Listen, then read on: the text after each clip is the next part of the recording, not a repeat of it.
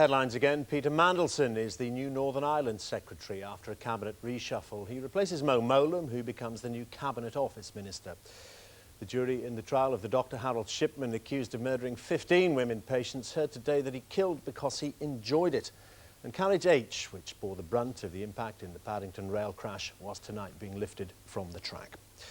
Tonight's financial figures. The FTSE 100 share index was up over 35 points.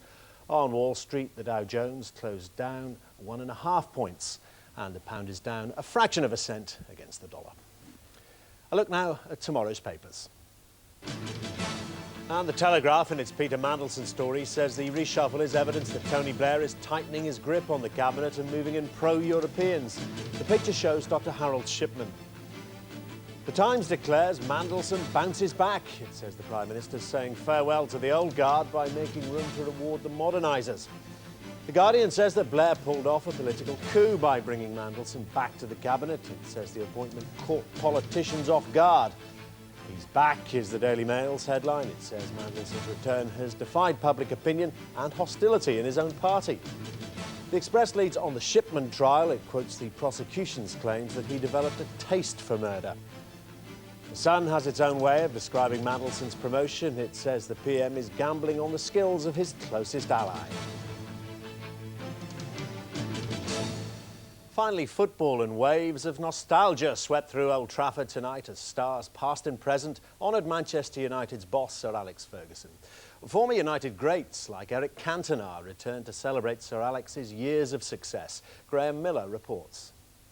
Old Trafford has never had a sellout for a testimonial game before, but 55,000 turned up to pay tribute to Sir Alex Ferguson and his remarkable success story at Manchester United over the past 13 years. They also came to have another look at some old favourites, especially this chap, Eric Cantona, now retired of course, but still the king here and still in awe of the boss. He's really respected as a man, as a manager, and which is important. I think the player likes the manager when the manager helps them to win things. Peter Schmeichel was another favourite to return, but ruled out a formal comeback to help solve United's goalkeeping problem. The game itself was light-hearted, the score didn't matter, but when old boy Mark Hughes turned the clock back with a trademark strike, it raised the roof and pleased everyone. Cantona acted out the part of a former footballer briefly, but with all the old style. Several charities will benefit from the evening's proceedings. It was a good night for the good night of Manchester United. Graham Miller, ITN Sport. And that's the news tonight. The ITV Evening News is at 6:30 tomorrow, and I'll be here again at 11. I hope you'll join me then.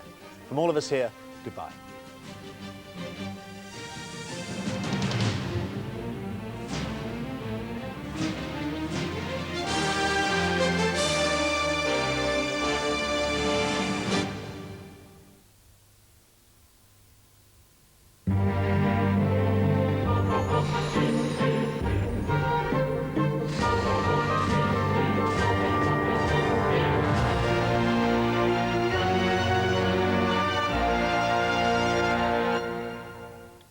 Hello, good evening. We're into a settled period for England and Wales. High pressure dominating the weather scene. Further north, completely different weather picture. Slightly tightly packed isobars indicating windy conditions and weather fronts on the scene. So in terms of actual weather, that translates into dry conditions for England and Wales, some sunshine, light winds, but with mist and fog to contend with at night.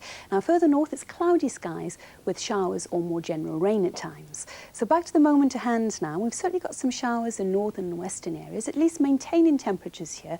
Chilly overnight further south for England and Wales, temperatures dipping as low as 2 degrees with a widespread frost on the ground. So we go into tomorrow morning on a pleasant note, blue skies, plenty of sunshine around, always a touch more in the way of cloud there for the very far northwestern corner. Then during the course of the day, well, that cloud bubbles up generally, although some good periods of sunshine as well. And then we see showers cropping up there over Scotland. So with our temperatures tomorrow, rather chilly 12 in the Northern Isles, but as high as 15 or 59 in Fahrenheit in the south, coupled with light winds. That's all from me. Power Gen. Power, whatever the weather.